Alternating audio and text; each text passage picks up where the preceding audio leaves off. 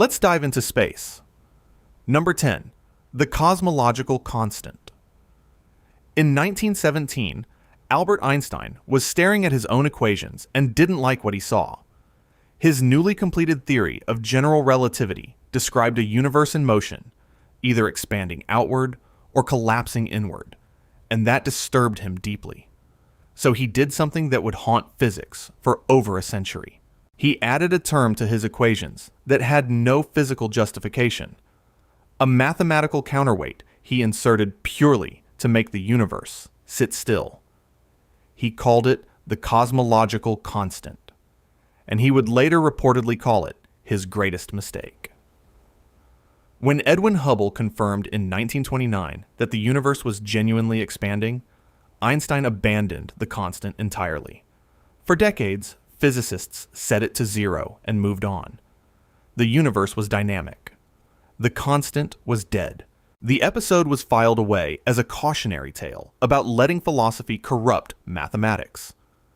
Then, in 1998, two independent research teams, led by Saul Perlmutter at Lawrence Berkeley National Laboratory and Brian Schmidt at the Australian National University, set out to measure how gravity was slowing the expansion of the universe.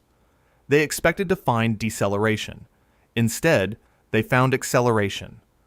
The expansion was speeding up.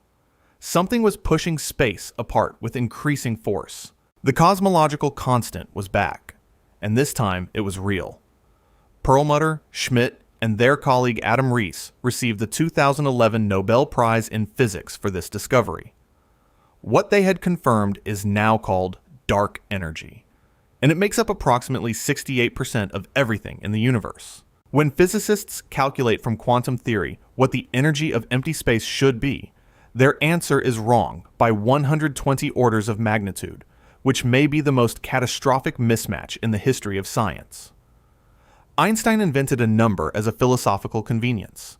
The universe turned out to actually require that number, set to a precise and deeply mysterious value. Why does empty space contain exactly the energy it needs to keep the cosmos expanding at just the right rate for galaxies and life to exist? A century after he wrote it down, we still have no answer. Number 9. The flatness problem. In the early 1970s, physicist Robert Dicke at Princeton University made a calculation that unsettled him. He was working through the geometry of space itself, asking whether the universe was positively curved like the surface of a sphere, negatively curved like a saddle, or perfectly flat. Observations showed it was flat, strikingly so. But when Dicke calculated what that required at the moment of the Big Bang, the number he arrived at bordered on the unbelievable. The geometry of the universe is described by a parameter called omega, the ratio of its actual density to the critical density required for flatness. A value above 1 and the universe curves inward and eventually collapses. Below 1 and it curves outward and expands forever into cold emptiness. Exactly 1 and it sits in perfect geometric balance. Measurements from NASA's WMAP satellite in 2001 and the ESA's Planck satellite in 2013 confirmed that omega equals 1 to within a fraction of a percent. Here's what makes that terrifying. In order for the universe to be this close to flat today, it must have been flat at the Big Bang to within 1 part in 10 to the 60th power. 1 part in 10 to the 60 power.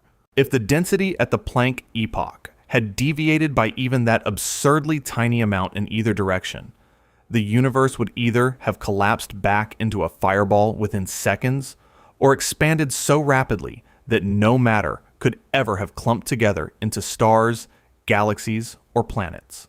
Physicist Alan Guth proposed a solution in 1980 called inflation, an extraordinary burst of exponential expansion in the first 10 to the power of minus 36 seconds of the universe that would have smoothed out any curvature. Most cosmologists accept this framework, but inflation itself requires precise initial conditions to begin, which simply pushes the fine-tuning problem back 1 level. The universe needed to be set up just right for inflation to happen at all. The flatness problem does not disappear. It retreats. Every proposed solution generates a new layer of precision that requires explanation, like pulling back a curtain only to find another curtain behind it. The universe is not approximately flat. It is flat with a precision that makes random chance statistically indistinguishable from impossible. Number 8. The strong nuclear force. In 1953, astrophysicist Fred Hoyle walked into the Kellogg Radiation Laboratory at the California Institute of Technology with a prediction that the nuclear physicists there considered almost absurd. Hoyle had been working on the problem of how carbon forms inside stars, and he had concluded that the only possible explanation for the abundance of carbon in the universe was the existence of a very specific resonance state in the carbon-12 nucleus at an energy of approximately 7.68 million electron volts, a state that had never been observed and was not listed in any existing data. He told them it had to be there. They were skeptical. Weeks later, a junior physicist named Ward Whaling used an old Van de Graaff generator in Fowler's lab to search for the resonance. He found it at 7.65 million electron volts, almost exactly where Hoyle had said it would be. The nuclear physicists were astonished. Hoyle had predicted an undiscovered property of atomic nuclei, not from any theory of nuclear physics, but from the simple requirement that carbon exist, and therefore that we exist in sufficient quantities for life. William Fowler, who collaborated extensively with Hoyle afterward, was awarded the Nobel Prize in Physics in 1983 for this line of work. What Hoyle had identified is now known as the Hoyle state, and it represents one of the most extraordinary examples of fine-tuning in physics. The strong nuclear force, which binds protons and neutrons together in atomic nuclei, operates at a very precise strength. If it were approximately 2% stronger, hydrogen nuclei would fuse into each other before stars could form, and hydrogen would have been eliminated from the universe. If it were roughly 2% weaker, nuclei could not hold together at all, and there would be no carbon, no oxygen, no chemistry of any kind. The window for a universe with complex chemistry is extraordinarily narrow. The strong force sits inside that window with no theoretical explanation for why it does. There is no equation from first principles that demands its value be what it is. It was measured, accepted, and filed away. Hoyle later wrote that the laws of physics looked as though a super intellect had been working on them, and he made that statement as a committed atheist who found the observation genuinely disturbing rather than comforting. When a man who spent his career arguing against a creator concludes from the numbers that something looks designed, that conclusion deserves considerably more attention than it typically receives. Number 7. The Higgs boson mass. On July 4th, 2012, scientists at CERN's Large Hadron Collider near Geneva, Switzerland, announced one of the most anticipated discoveries in the history of physics. After nearly 5 decades of searching, the two detector teams ATLAS and CMS had confirmed the existence of the Higgs boson, the particle responsible for giving all other particles their mass. The discovery completed the standard model of particle physics and sent a wave of celebration through laboratories around the world. But as the data was analyzed in the weeks and months that followed, a deep unease began to settle over the theoretical physics community.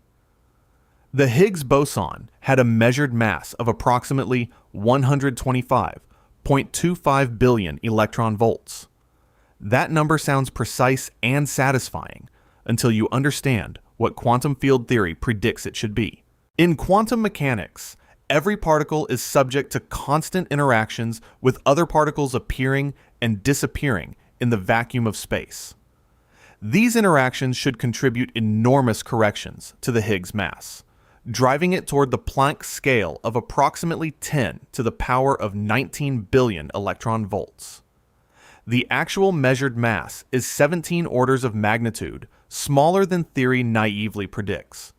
Physicists call this the hierarchy problem, and it is one of the deepest unsolved crises in particle physics. To arrive at the measured value, the enormous quantum corrections must cancel each other out to extraordinary precision, roughly 1 part in 10 to the 34th power. Supersymmetry, the most popular proposed solution, predicted a family of partner particles that would naturally produce these cancellations. The Large Hadron Collider has found no evidence for any of them, despite running at energies specifically designed to detect them. The leading theoretical framework for solving the hierarchy problem has, so far, failed. Without the Higgs mass sitting at its specific value, the atoms that make up all matter would be unstable. Chemistry would be impossible. The precise mass of this particle is not predicted by the Standard Model. It is an input, not an output, a dial that was set to exactly the right position, but by a mechanism no one has identified. The Higgs boson's mass is not just fine-tuned. It is fine-tuned in a way that no extension of our current physics has managed to explain. Number 6. The initial entropy of the universe. In 1989, Oxford mathematician and physicist Sir Roger Penrose published a calculation in his book, The Emperor's New Mind, that many physicists regard as the most disturbing single number in science. He was working through the thermodynamic properties of the Big Bang, specifically examining the question of why the universe began in such an extraordinarily ordered, low-entropy state. The second law of thermodynamics tells us that systems always move from order toward disorder, from low entropy to high entropy. For that law to hold, the universe must have started in an almost impossibly ordered condition. Penrose set out to calculate exactly how improbable that starting point was. His method involved calculating the maximum possible entropy the universe could have if all its matter collapsed into black holes, and then determining what fraction of that enormous phase space corresponded to our actual, life-permitting, starting configuration. The phase space of possible universes is unimaginably vast. Within it, our universe occupies a region so vanishingly small that writing down its size as a conventional number is literally impossible.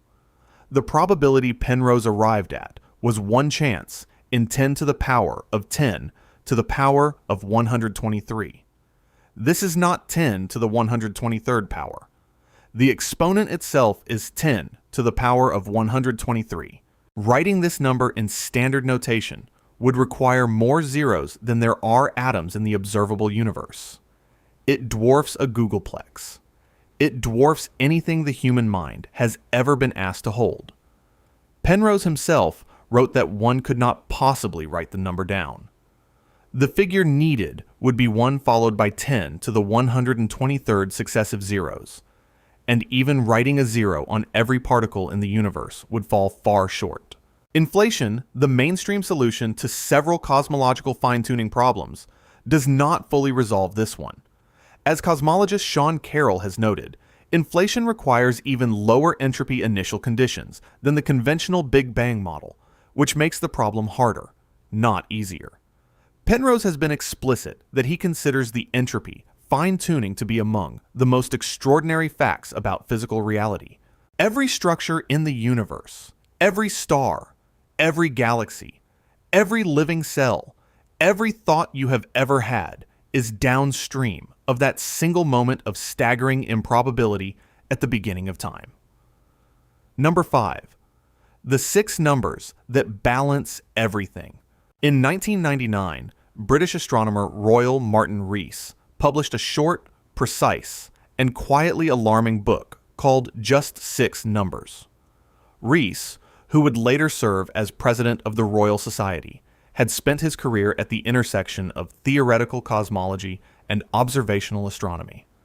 His argument was not philosophical speculation, it was arithmetic.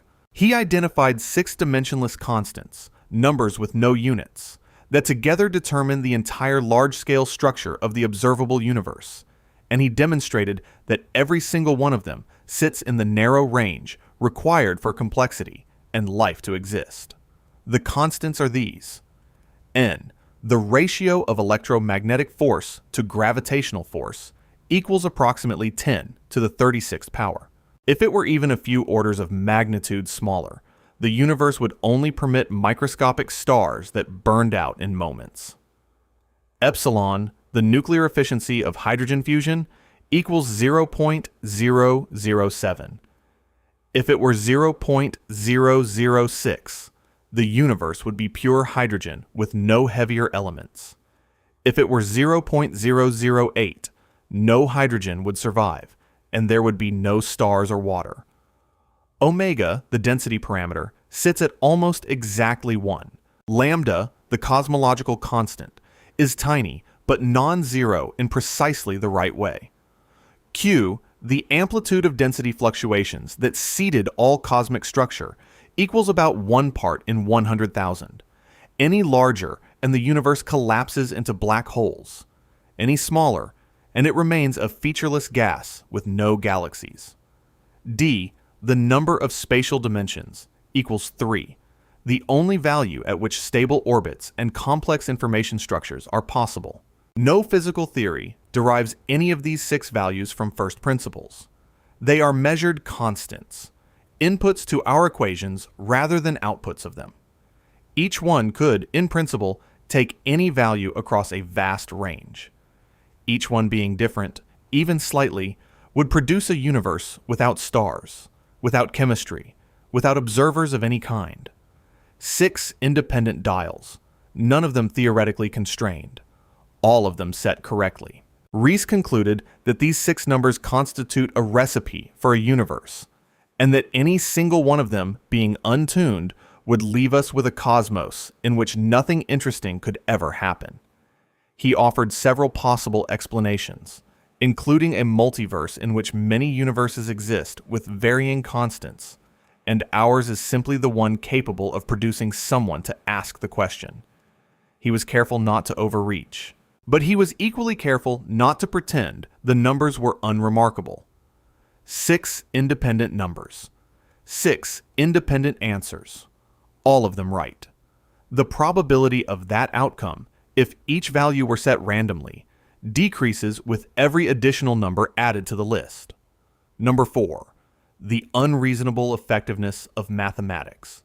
In February 1960, physicist Eugene Wigner published an essay in the journal Communications on pure and applied mathematics that he had first delivered as the Richard Current Lecture at New York University in 1959. The essay's title was The Unreasonable Effectiveness of Mathematics in the Natural Sciences, and it described a phenomenon so pervasive and so strange that most scientists had simply learned to accept it without thinking too carefully about what it implied.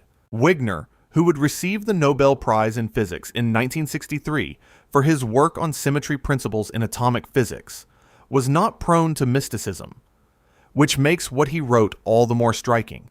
His observation was this: pure mathematics, developed entirely inside the human mind with no reference to physical measurement, keeps turning out to be the precise language needed to describe the physical universe. Not approximately. Not roughly.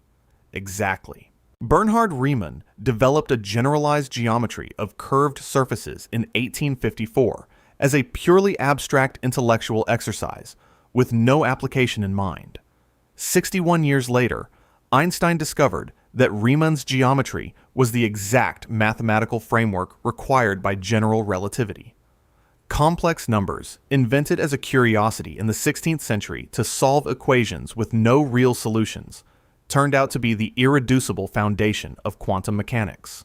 Group theory, developed as abstract algebra in the 19th century, became the backbone of the standard model of particle physics. This pattern repeats throughout the history of physics. Mathematicians invent structures for aesthetic reasons, motivated by elegance and intellectual beauty, rather than practical need, and decades or centuries later, physicists discover that the universe was built from exactly those structures. The mathematics was there first. The universe caught up. Wigner himself called it a wonderful gift which we neither understand nor deserve, and stated openly that there was no rational explanation for it. MIT physicist Max Tegmark has proposed the most radical interpretation of this pattern.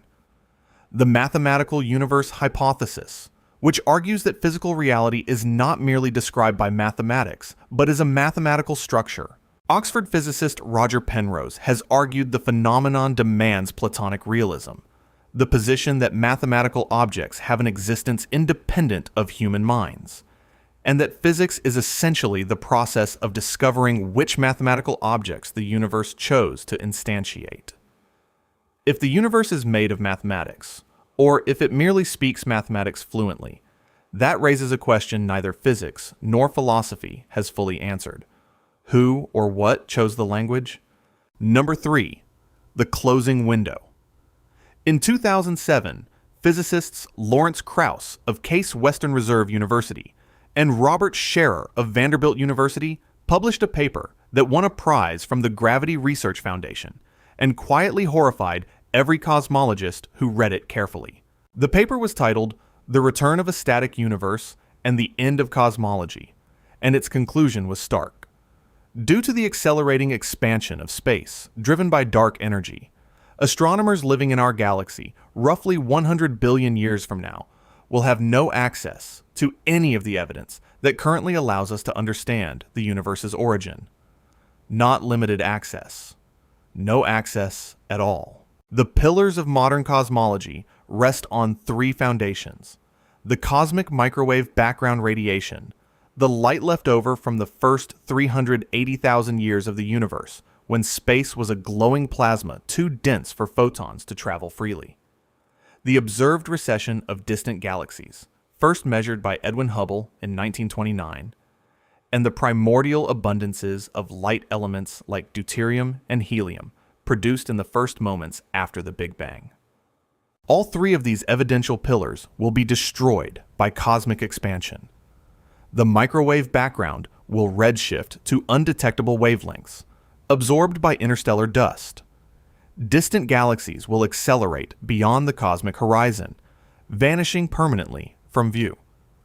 The primordial deuterium signal will be diluted beyond measurement. Krauss and Scherer concluded that future astronomers, working with all the tools available to them, will arrive at fundamentally incorrect conclusions about the nature of the cosmos. The universe will appear static and eternal. They will have no way to know it had a beginning, no way to measure its expansion, no way to detect dark energy. The evidence will simply be gone, erased by physics. Now consider the other direction in time. Before the recombination epoch, approximately 380,000 years after the Big Bang, the universe was opaque to light. No observations of structure or origin were possible.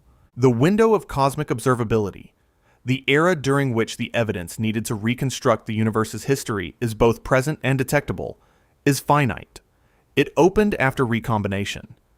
It is closing now, with every passing billion years, carrying more evidence beyond the horizon.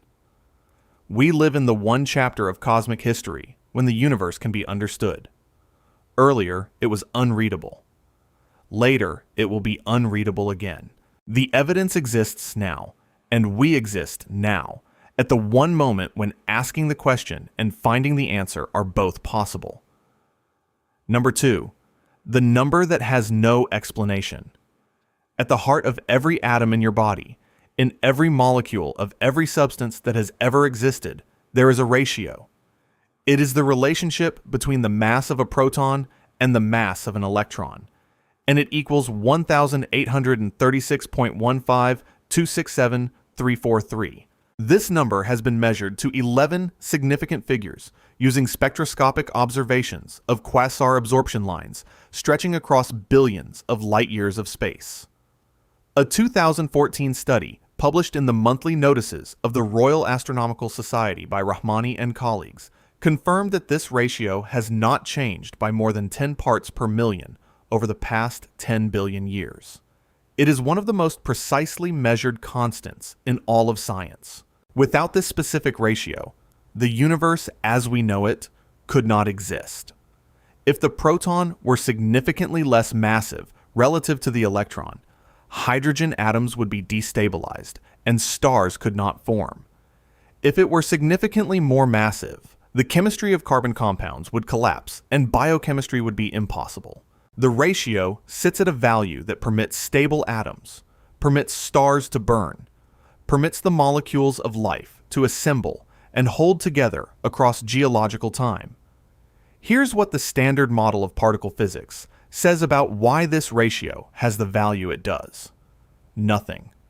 The ratio of 1,836.15267,343 is an input to our equations, not something they derive. No theoretical framework currently in existence explains why protons are 1,836 times heavier than electrons rather than 500 times, or 50,000 times, or any other number. Physicists John Barrow at Cambridge and Frank Tipler described this ratio and related constants in their 1986 book, The Anthropic Cosmological Principle, as among the most precisely fine-tuned values in nature. String theory's landscape of approximately 10 to the 500th power possible vacuum states is sometimes offered as an explanation, a multiverse large enough that any value might appear somewhere. Critics note this is not an explanation, but an abdication. A number this precise, this necessary, and this theoretically ungrounded has been measured and held constant for 10 billion years of cosmic history, and we have no idea why it is what it is. Every atom that has ever formed, every chemical bond that has ever held, every strand of DNA that has ever replicated has depended on that specific ratio sitting exactly where it sits. What this means for our understanding of reality is the deepest question in physics. Number 1, the fine-tuning problem itself.